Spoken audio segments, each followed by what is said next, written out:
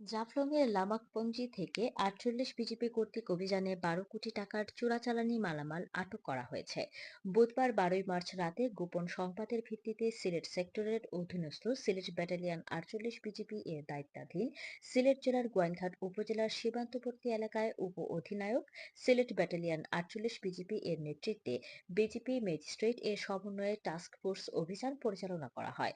উক্ত অভিযানে বিপুল পরিমাণে ভারতীয় শাড়ি, লেহেঙ্গা, থান কাপড়, বিভিন্ন প্রকার কসমেটিক্স, ট্যাং, বাসমতি চাল, জিরা, চিনি, কমলা, পোস্তদানা, কাজু বাদাম এবং কিশমিশ আটক করে। আটককৃত মালামালের আনুমানিক সিজার মূল্য ১২ কোটি টাকা। ধারণা করা হচ্ছে আগামী ঈদকে সামনে রেখে এই বিপুল পরিমাণ অবৈধ ভারতীয় পণ্য চোরা কারবারিরা বাংলাদেশে নিয়ে এসেছে। এ ব্যাপারে অধিনায়ক সিলেট ব্যাটালিয়ন ৪৮ বিজিপি বলেন, ঊর্ধ্বতন সদর দপ্তরের নির্দেশনা অনুযায়ী সীমান্তে নিরাপত্তা রক্ষা ও চোরাচালান প্রতিরোধে বিজিবির আভিযানিক কার্যক্রম ও গোয়েন্দা তৎপরতা সর্বত্রভাবে অব্যাহত রয়েছে।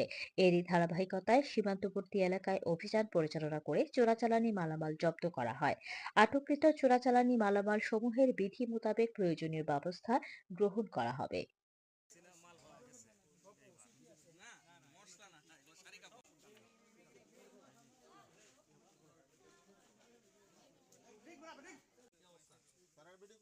হাবিব সাহেব ভিডিও কি লাগবে?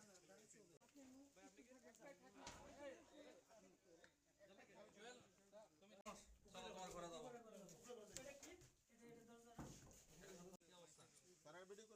হাবিব সাহেব